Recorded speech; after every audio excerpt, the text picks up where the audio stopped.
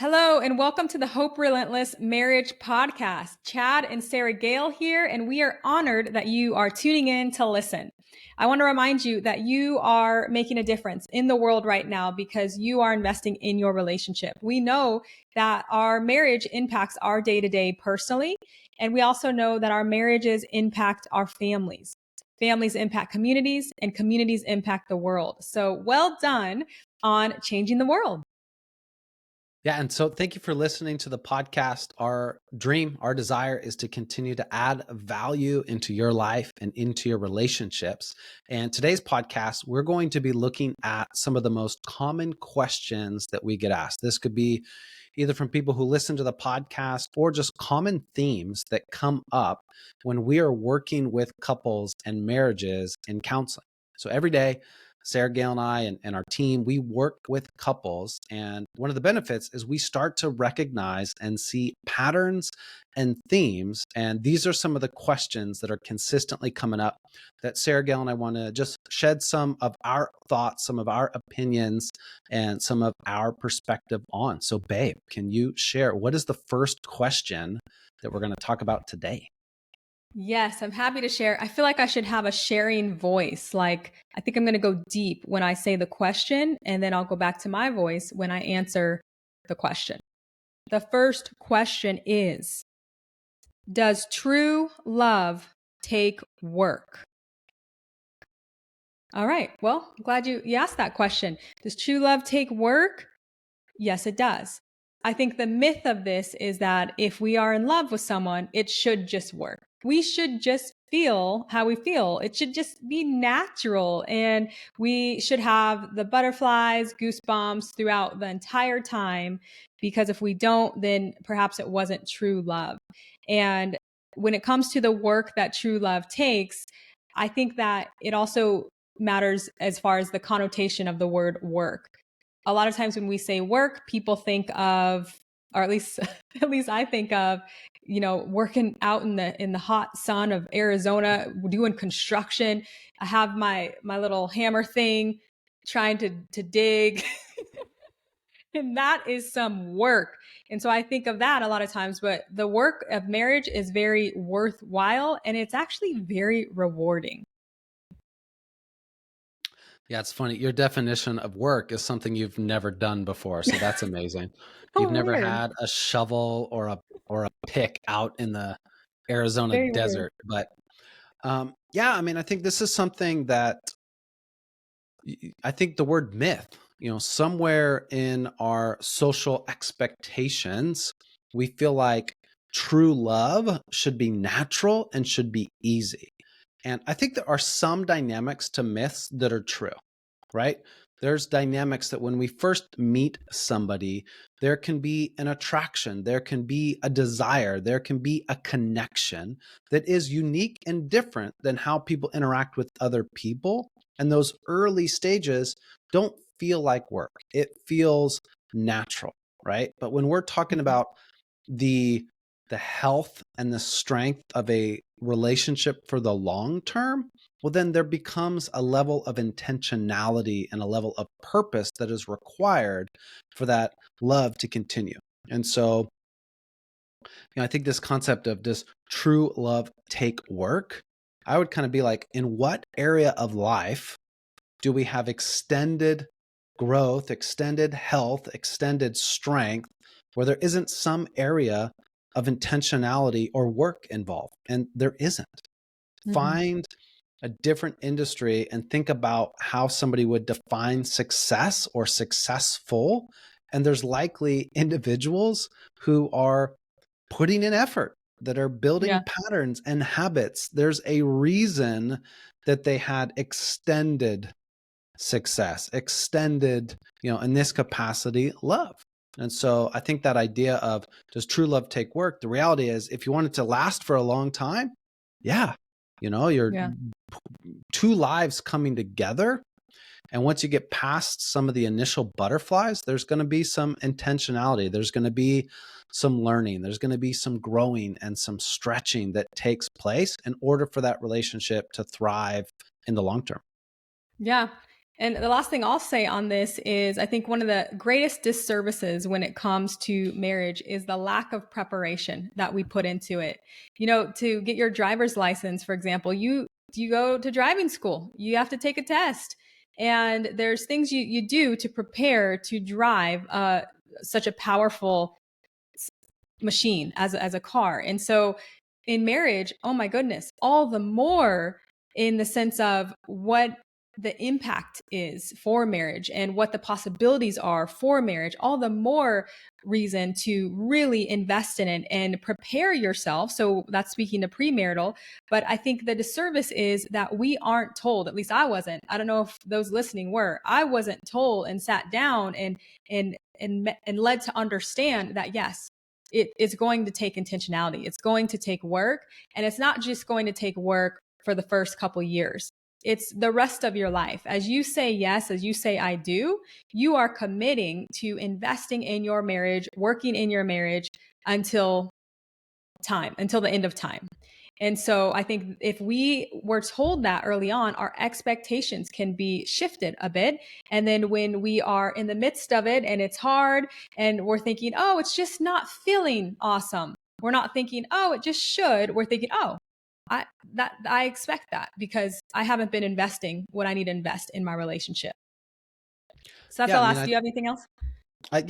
just the last thing I'll say is healthy relationships are not the result of accidents, It's good. right? That's good. There's a level of purpose and intentionality. So if that's translated into work, then true love requires work. Yeah. So all these questions I'm realizing they kind of flow into each other. So that's cool how this is working out. Because the next question, let me get my question voice, is can you fall in and out of love? That's a good question because I think that we use that word, oh, I fell hard, I fell in love, or a lot of times when marriages are dissolving, it's irreconcilable differences, but really we fell out of love. And I think from the start of this phrase, to fall into something, to me it tells me you can fall out of something. If you can fall into something, it kind of has this precarious feel to it where it's like just emotion, it's just naive. I fell into it, just like, oh, I fell into a puddle.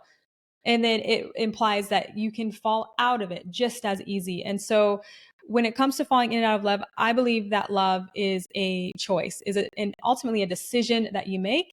And once you make the decision that you're going to love this person, you manage the decision that you've made. You don't keep making the decision again. It's something that's to be managed. And kind of like what we just were talking about, how we manage that is we are working on it, we are investing in it. Yeah, I mean, I think that question, can you fall in and out of love? It's almost met with another question. Is that what you want? And if the Hmm. answer is yes, then I would say, yeah, you can fall in and out of love. But I think big picture, I don't know that that's what we want. And I think it Hmm. goes a little bit back to, does true love take work? And the Hmm. answer is yes. If somebody is reactive to the relationships in their life, they're just almost like an observer, a passive, person, then you could fall in and then fall out of love. And likely that will be your experience, kind of swept up in the romance or the excitement or the anticipation that is common early in relationships, and then disappointed as that starts to fade and wane. But I think what we see is in relationships that survive not weeks and months and years, but decades, it's not a passive dynamic, right? Once again, there's a level of intentionality and a level of action. I love that you said, I think in its best form, that love is a choice followed by actions. And so Hmm. in that capacity, this idea of just being swept away by gravity, by love gravity, is less what we see in relationships that are thriving 10, 20, 30, 50, 60 years down the road. It wasn't that Hmm. they just never fell out of love. It's that they made choices to intentionally sow into their marriage, sow into their relationship, and realize that it was actions and choices that allowed the relationship to hopefully not just survive time, but to continue to Mhm. grow and flourish year after year, decade after decade. Yeah. That's good. That's an interesting thought, that different perspective in a sense that you kind of shared where it's like, yeah, if that's what you want, sure. And I think that it's it's one of those things when you've been married for a long time, you don't always feel loving, you know? You don't always feel like, "Oh, I'm in love." You don't always feel those butterflies. And so I think what happens when we ask this question and we think that it is something that actually is valid, then in those seasons, those dry seasons, if you will, it almost gives us a reason to disengage because then we start to think, oh, well, maybe we're just not in love anymore. Maybe we've just grown apart. And that's kind of a very defeating attitude. Whereas if we decide from the get go, like, this is what we're doing, this is my decision, this is what I'm going to sow into, this is what I'm going to invest in, then in those dry seasons, we're able to recognize, okay, well, I can have the relationship that I want to have. We can have the relationship we want to have. It just takes that intentionality because our mind is so powerful. So if we're thinking, oh, maybe we just grew apart, maybe we're not in love anymore, then guess what? We're going to confirm that over and Yep. over again in the things we're looking for, in the words we're saying. But if we think, oh, that's not even a real thing. This is a decision, a commitment that I've made. Then when we have those hard times, we're going to start to dig deep. We're going to start to look at different options because falling out of love is not one of them. Yeah, I mean, I think perspective and ownership is so powerful. And so if we see Hmm. it as this whimsical thing that we can't control, then when our relationship starts to drift, we just Yeah. accept it. Yeah. Whereas when we take ownership and see love and relationships as a choice, as actions, as something that we can have a positive impact on, well, then when we start to drift, we take different actions to resolve the issues. Maybe it's personal growth, maybe it's communication, maybe whatever it is, we'll take action as opposed to like, oh, just, I don't know what happened. Hmm. We fell out of love. And oftentimes that might be a sign of, yeah, we feel defeated, or I feel defeated. And so I'm not willing to put in the work to try and resolve. And I get while people will have gotten to that place, Hmm. the reality is, and this might be kind of very simplistic statement, but there are times in our relationship where I think I could say, I love you, but I don't like you right now. What are you talking Right. about? And I Yeah. imagine that you have moments too where you're making a Yeah. choice of, no, I love Chad. I'm choosing to build my life and my future with him. But Yeah. right now I didn't like the way he talked to me. I didn't like the way he treated me. I didn't, like Hmm. that's realistic. That's Yeah. that's people, that's humanity. Um, and so I think part of it is, what do people want? I feel like when we take ownership, when we identify what we want and we take ownership of it, then we find solutions to move in that direction. When we Yeah. don't take ownership, then we find excuses to let ourselves off the hook. And I think I like that is that. kind of what this falling in and falling out of love is. We're looking for a reason to kind of bail that realistically isn't our fault, somebody Yeah. else's, or some whimsical thing. All right. Well, we'll move on to the last question. The last question is counseling for messed up couples? Yes. I love how that's worded, that phrase, that it's phrased like that. Like, it's counseling for messed up couples, because I think that's honestly what we think sometimes, even when we are ourselves going to counseling. It's like, we're messed up, we're a mess. And that, that hashtag, bless this mess. It's like, I don't want to bless this mess. I want to get healthy. Yeah. And so, and obviously healthy is not perfection. It's a different thing altogether. But counseling, yes, it's for couples who need assistance, who need help. But I think what this implies a little bit, to me at least, is that if you are a couple who is in a season that is good and you're flourishing as a couple. It kind of implies that you wouldn't be one to go to counseling. And I don't think that that's true. I think that a lot of times when we're flourishing, that's the best time to go to counseling because it's continuing to build on what is already there. It's continuing to add the things that you want to make your relationship go to the next level. There's always growth that can occur. And it's always significant to have another voice that's speaking into your relationship, that's encouraging it, and that's helping you guys to do the things that you want to do. Yeah, I mean, I think counseling can be a lot like the medical field, right? Do I go to a doctor when I'm sick or injured? Yes. But do I also go to a doctor, at least best practices, when I'm healthy? Yes. Do I maybe go as often when I'm healthy? Maybe not as often. Annual physicals, different checkups. As you get older, you might go ahead of time because it's preventative. I think about when we work with couples, you know, you share this stat, and I think it's initially from Gottman, but that couples often wait 7 years before they Yeah. seek counsel or get help. And Yeah. so, yeah, is counseling for messed up couples? Absolutely. But do messed up couples still have reason to have hope? Absolutely. If you get counsel and you start to learn and apply things differently than what you did in the past, then it is totally reasonable to anticipate different results moving forward. And so, Hope Relentless every day. We have tons of reviews. Other counselors have tons of reviews where relationships were causing pain, they were disconnected, there was lack of communication. They get counsel, and guess what? They start to see growth and improvement in these areas. But what I would also say is counseling is also for couples who in this season aren't messed up. And one of the best ways to avoid some of the more painful seasons of relationships or life is to make it a habit to consistently learn and grow and get counsel, get wisdom, get practical advice in every area of our life, especially relationships. You know, when our relationship is messed up, when we're struggling, when we're disconnected, when we're fighting, whatever that may be, it impacts every other area of my life. It impacts how I interact with the kids. It impacts how I show up at church or at work or in different So true. areas. And so, yeah, it makes sense to get counsel. This is one of the reasons for us that we have essentially our own marriage mentors.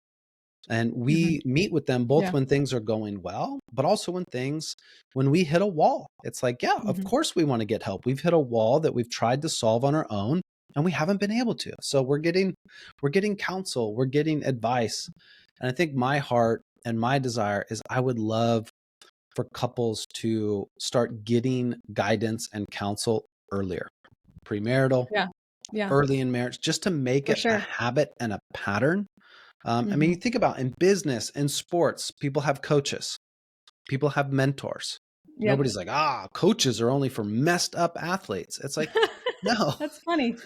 I like that's well put. Yeah, coaches are for teams and for athletes who want to become the best versions of themselves. And so, yeah, when you're hurt, do you need some guidance? Absolutely. But when you're healthy and you want to experience another level, that's also a time to get counsel. And I think that's an area that we're starting to see some growth and progress, but there's a ton of opportunity that is there for us as individuals to see counsel and counseling different. Yeah. So just on that, as far as for healthy couples seeking counseling. So I have one couple right now that I'm working with, and they are phenomenal. They are high capacity individuals running businesses, like phenomenal. And I'm just like, can you counsel me? Can I learn from you guys? And it's kind of like on the surface, there's nothing really to talk about. There's not anything really deep that they're going through that's detrimental or anything, but they are growing and they are sharpening. They're sharpening the skills, their communication skills. They are being reminded of the things that they love about each other and reminded of their priorities and how they want to continue to grow together. And so for them, it looks a bit different than a couple that's in crises. And it's absolutely amazing because they're growing just as much as a couple that would be in crises, just in different ways. And so you never know what you don't know, right? Like we don't know what we don't know. And so when you expose yourself to counselors, to mentors, people who can speak into those areas, then there's amazing opportunity for growth. And then the last thing I want to say on this, because how the question was phrased, I thought was interesting. And I keep getting triggered when I'm hearing this phrase as far as messed up, messed up. And I was working with another couple where they were dealing with infidelity, and they just kind of acknowledged, or they accepted that one of the spouses was damaged because of what she was going through. So now she's damaged, and they didn't mean it in a negative way, but I caught it, and I'm just like, you're not damaged. No, like on the contrary. And also these couples that are reaching out in this question, the messed up couples, they're not messed up. They're just in a season where they could use some help, some support. The wife is not damaged. She's in a season where she's healing. How we say the words that we say are significant, and we don't want to put ourselves in a box that we don't want to be in. We want to make sure that we are speaking life, and that's a statement of faith. Even if we don't feel it, we're speaking it, and it's not being inauthentic. It's a statement of faith that this is where we're headed. So I just wanted to point that out because I was triggered every time we kept saying messed up. I'm like, ah. Yeah, I mean, I know we're going to wrap this up. I think it highlights the power of perspective. And Yeah. once again, it highlights the growth that can take place by seeking counseling. Oftentimes, when we first start working with couples, not a lot has changed in their actual circumstances, but a lot has changed in terms of their hope and their Yeah. perspective. They now So big. believe that we're learning and that we're growing, and the problems that we've been struggling with, we're now getting the tools to manage differently. And that's one of the powerful things about getting counseling in our lives and our relationships, so that we can have that hope and that fresh perspective of growth and progress. Okay, well, let's end in some appreciation, some public appreciation. And Chad, one thing that I appreciate about you is the way you think. And I know that's surprising because that's created a lot of contention for us in the past because we are so different. But goodness, I feel like we make such a great team because I will think about something in one way and then you have a completely different way of thinking about it, but it's necessary and it makes what I'm saying that much fuller and complete because it's a different side of it. So I really appreciate that about you. I think one of the things I appreciate about you is the way that you feel. I am, as you just suggested, a thinker. So even when I'm asked how I feel, I default to how I think. And the reality is our emotions and our feelings are valuable and important. And so you're such a healthy reminder to be aware of that, not just for me, but also for our sons, for our household, to recognize our emotions and our feelings and to validate them, and really to get a better understanding of what they are. So I appreciate that you help all of us become a more holistic individuals that are more attuned with how we feel.